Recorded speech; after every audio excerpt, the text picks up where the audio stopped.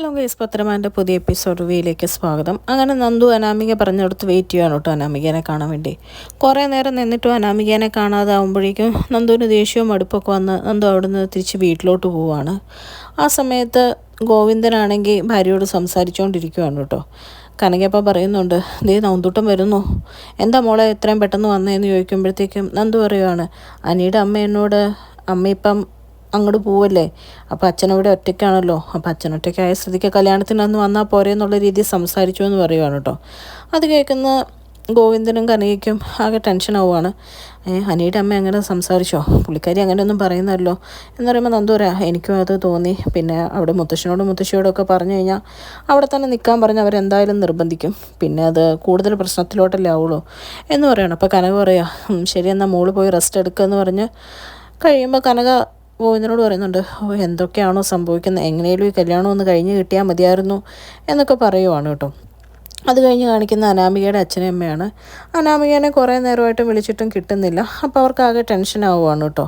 അത് കഴിയുമ്പോൾ അവർ പരസ്പരം പറയുന്നുണ്ട്, എങ്ങനെയും ഈ കല്യാണം ഒന്ന് നടന്ന് കിട്ടിയാൽ മതിയായിരുന്നു, അത് കഴിഞ്ഞിനിയിപ്പം അവൻ അവളെ വേണ്ടേ പോലും കുഴപ്പമില്ല, ഒരു കുഞ്ഞും കൂടെ ആയിക്കഴിഞ്ഞാണെങ്കിൽ അത്രയും നല്ലതെന്നുള്ള രീതിയിൽ അനാമികയുടെ അച്ഛൻ പറയുവാണ്. എന്നിട്ട് അയാൾ പറയാം, എന്തായാലും നഷ്ടപരിഹാരം മേടിച്ച് കഴിഞ്ഞാൽ തന്നെ നമ്മുടെ കടങ്ങൾ തീർക്കാൻ പറ്റും എന്ന് പറയുമ്പോഴത്തേക്കും അനാമികയുടെ അമ്മ പറയുന്നുണ്ട്, അങ്ങനെയൊന്നും പറയാതെ അവർ നല്ല രീതിയിൽ ജീവിക്കട്ടെ, അങ്ങനെ ആ കൂടെ തന്നെ നമ്മുടെ കടം തീരാൻ വേണ്ടിയിട്ട് നിങ്ങൾ പ്രാർത്ഥിക്കുമെന്നൊക്കെ പറയുവാണ്. അപ്പോൾ അനാമികയുടെ അച്ഛൻ പറയുന്നുണ്ട്, അത് തന്നെ ഞാനും ഉദ്ദേശിച്ചേ, പിരിയണമെന്നല്ല, ഇനി എങ്ങാനും പിരിഞ്ഞാലും നമ്മുടെ മോക്കും നമുക്കും തട്ടുകേടൊന്നും വരുമല്ലോ, അത്രയും ഞാൻ ഉദ്ദേശിച്ചുള്ളൂ എന്ന് പറയുവാണ് കേട്ടോ. അപ്പം ഭാര്യ പറയാം, എൻ്റെ പൊന്നെ എങ്ങനെയും ഒന്ന് കഴിഞ്ഞ് കിട്ടിയാൽ മതിയായിരുന്നു ഈ കല്യാണം എന്ന്. പിന്നെ കാണിക്കുന്ന അനാമികേനെയാണ്. അനാമികേനെ ഒരു സ്ഥലത്ത് കിഡ്നാപ്പ് ചെയ്തുകൊണ്ട് പോയി കെട്ടിയിട്ടേക്കുവാണ് കേട്ടോ. അപ്പോൾ തട്ടിക്കൊണ്ട് വന്ന ആൾ പറയുവാണ്, നിൻ്റെ അച്ഛനെൻ്റെ കയ്യിൽ നിന്ന് 1-2 രൂപയൊന്നും അല്ല മേടിച്ചിരിക്കുന്നത്, കോടിക്കണക്കിന് കാശാണ്, എപ്പം വിളിച്ചാലും അയാൾക്ക് ഒരു ഉത്തരവും ഇല്ല, ഇനിയിപ്പം എല്ലാവരും വിളിച്ച് പോലീസ് അറിഞ്ഞ് പോലീസ് വരുവാണെങ്കിൽ വരട്ടെ, അങ്ങനെ അനന്തപുരിക്കാരെല്ലാം ഇത് അറിയുമല്ലോ, അങ്ങനെ നിൻ്റെ അച്ഛൻ എല്ലാവരും മുമ്പിൽ നാണം കെടട്ടെ എന്നൊക്കെ പറയുവാണ് കേട്ടോ.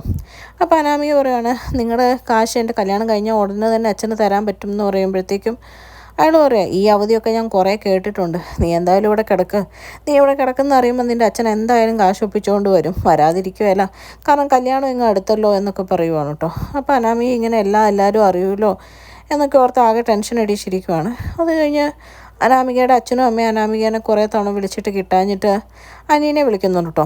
അനിയുടെ ഫോണും കിട്ടാതാകുമ്പോൾ ലാസ്റ്റ് ആദർശിനെ വിളിക്കുവാണ്.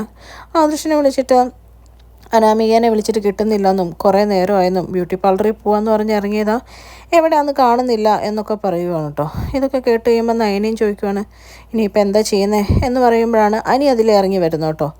അനി വരുമ്പോഴത്തേക്കും അനിയോട് ചോദിക്കുന്നുണ്ട് ഇവർ രണ്ടുപേരും, നിന്നെങ്ങാനും അറിയിച്ചായിരുന്നോ, അവളെ ഇപ്പോൾ കാണുന്നില്ല എന്നാണ് പറയുന്നതെന്ന് പറയുമ്പോൾ അനി പറയണം, എന്നോടൊന്നും പറഞ്ഞിട്ടില്ല, പിന്നെ കല്യാണത്തിന് മുമ്പേ അവളുടെ എവിടെയാണെന്നൊന്നും അന്വേഷിച്ച് നടക്കാൻ എനിക്ക് പറ്റത്തില്ല, ഈ അവളെവിടെയൊക്കെ പോന്നു ആ പുറയൊക്കെ എനിക്ക് തപ്പി നടക്കാൻ പറ്റുമോ, അല്ലെങ്കിലും അവൾക്ക് ഇങ്ങനെ ആൾക്കാരെ ടെൻഷൻ അടിപ്പിക്കുന്ന സ്വഭാവമുള്ള എന്നൊക്കെ പറയുവാണ് കേട്ടോ.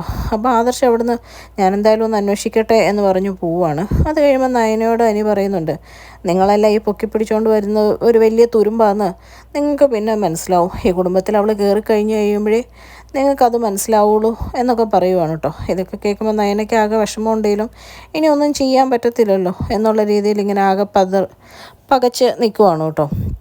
അത് കഴിയുമ്പോഴത്തേക്കും ആദർശം നയനയും കൂടെ അനാമികയുടെ വീട്ടിൽ ചെല്ലുവാണ്. വീട്ടിൽ ചെന്ന് അവരെ ആശ്വസിപ്പിക്കുന്നൊക്കെ ഉണ്ട്. എന്നിട്ട് പറയുന്നുണ്ട്, ഇവിടുത്തെ SI എൻ്റെ ക്ലോസ് ഫ്രണ്ടാണ്, ഞാനൊന്ന് അന്വേഷിക്കാൻ പറയാം, ചിലപ്പോൾ ഫോൺ സൈലൻ്റായിട്ട് എവിടെയെങ്കിലും വെച്ച് മറന്നു പോയതായിരിക്കും എന്നൊക്കെ പറയുന്നുണ്ട്. അത് കഴിയുമ്പോൾ അവരവിടെ നിന്ന് ഇറങ്ങിയിട്ട് നേരെ SIനെ കാണാൻ വേണ്ടി ചെല്ലുവാണ് കേട്ടോ. SIനെ കാണാൻ വേണ്ടി ചെല്ലുമ്പോഴത്തേക്കും ഇങ്ങനെ നടന്ന കാര്യങ്ങളൊക്കെ പറയുവാണ്. അപ്പോൾ SI ചോദിക്കുന്നുണ്ട്, ഈ കൊച്ചിന് വേറെ എന്തെങ്കിലും ബന്ധം ഉണ്ടായിരുന്നോ, ചോദിക്കുന്നതുകൊണ്ടൊന്നും തോന്നരുത്, ഇപ്പം അങ്ങനെ സംഭവിക്കാറുണ്ടല്ലോ എന്ന് പറയുമ്പം ആദർശ് പറയുന്നുണ്ട്, അങ്ങനെയൊന്നുമില്ല, അവൾക്കായിരുന്നു ഈ കല്യാണത്തിന് ഏറ്റവും കൂടുതൽ നിർബന്ധവും വാശി, അപ്പോൾ അങ്ങനെയൊന്നും ഉണ്ടാവാൻ സാധ്യതയില്ല എന്നൊക്കെ പറയുവാണ് കേട്ടോ. അപ്പോൾ SI പറയുന്നുണ്ട്, കുഴപ്പമില്ല, നമുക്ക് അന്വേഷിക്കാം, ആ കുട്ടിയുടെ വണ്ടിയുടെ നമ്പരൊക്കെ വീട്ടിൽ ചോദിച്ച് മേടിക്കുവാണ്, എന്നിട്ട് സൈബർ സെല്ലിൽ ഇപ്പോൾ തന്നെ ഫോൺ നമ്പർ കൊടുക്കാം, എന്തായാലും കൂടുതൽ വിവരങ്ങൾ ട്രേസ് ചെയ്യാം, പക്ഷേ ഇന്ന് CM വരുന്ന ദിവസമാണ്, അതുകൊണ്ട് എനിക്ക് കുറച്ച് നേരത്തെ പരിപാടി ഇവിടെ ഉണ്ട്, അത് കഴിയുമ്പോഴേ ഇതിലോട്ട് ശരിക്കും ശ്രദ്ധ കേന്ദ്രീകരിക്കാൻ പറ്റുള്ളൂ എന്നുള്ള രീതിയിൽ പറയുവാണ്. എന്നിട്ട് SI പറയുന്നുണ്ട് ആദർശനോട്, നിങ്ങളും നിങ്ങളുടേതായ രീതിയിലൊന്ന് അന്വേഷിച്ചോളുക, എന്തെങ്കിലും ഉണ്ടെങ്കിൽ എന്നെ ഒന്ന് അറിയിച്ചേക്ക് എന്നും കൂടെ പറയുവാണ് കേട്ടോ. അത് കഴിയുമ്പോഴത്തേക്ക് SI പറയുന്നുണ്ട്, എന്തായാലും നിങ്ങൾ ടെൻഷൻ അടിക്കേണ്ട, പോയിക്കോളൂ, ഞാനൊന്ന് അന്വേഷിക്കട്ടെ എന്ന് പറയുവാണ്. അങ്ങനെ എല്ലാ വിവരവും കൊടുത്തിട്ട് അനാമികേനെ കാണാത്തതിൻ്റെ പേരിൽ ടെൻഷൻ അടിച്ചിരിക്കുന്ന ആദർശിനെ എന്നെയും കാണിച്ചുകൊണ്ടാണ് കേട്ടോ ഇന്നത്തെ എപ്പിസോഡ് അവസാനിക്കുന്നത്. ചാനൽ ഇഷ്ടപ്പെട്ടു കഴിഞ്ഞാൽ ലൈക്ക് ചെയ്യാനും സബ്സ്ക്രൈബ് ചെയ്യാനും കമൻറ്റ് ചെയ്യാനും മറക്കരുത്. താങ്ക്